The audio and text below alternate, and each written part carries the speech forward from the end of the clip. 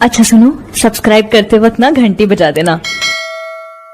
लोकसभा चुनाव 2019 के 5 चरणों का मतदान हो चुका है। अब सिर्फ 2 चरणों की वोटिंग बाकी है। कांग्रेस को इस चुनाव में अच्छे प्रदर्शन की उम्मीद है। खबर है कि चौथे चरण के मतदान के बाद कांग्रेस ने एक आंतरिक सर्वे भी कराया, जिसके मुताबिक 17वीं लोकसभा सीट में उनकी सीटों की संख्या 3 अंक के आंकड़ों के पार जाएगी। कांग्रेस के आंतरिक आकलन के अनुसार कांग्रेस ने 2014 के चुनाव की तुलना में इस बार काफ़ी सुधार किया है।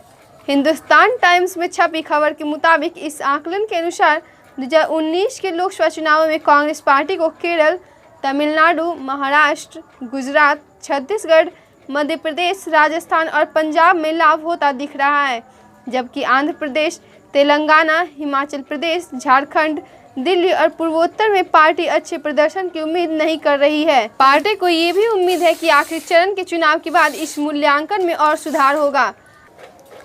आपको बता दें कि 2014 में पार्टी को 543 सीटों में से केवल 44 सीटें मिली थी।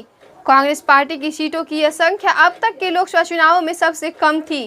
2014 में कांग्रेस गुजरात, राजस्थान, तमिलनाडु, आंध्र प्रदेश, दिल्ली और ओडिशा सहित 13 राज्यों में अपना खाता खोलने में विफल रही थी।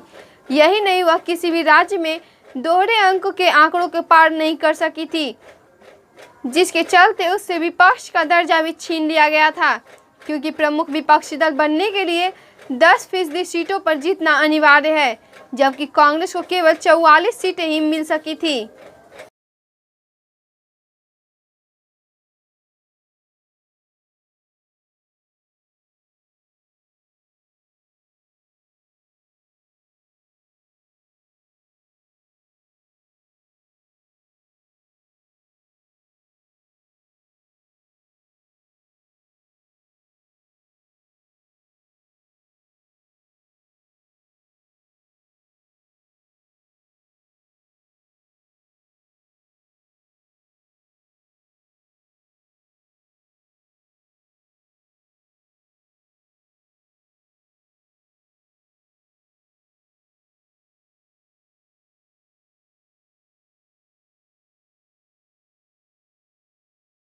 कांग्रेस के एक पदाधिकारी ने कहा कि आंतरिक मूल्यांकन देश भर की कई लोकसभा सीटों से मिले फीडबैक पर आधारित है।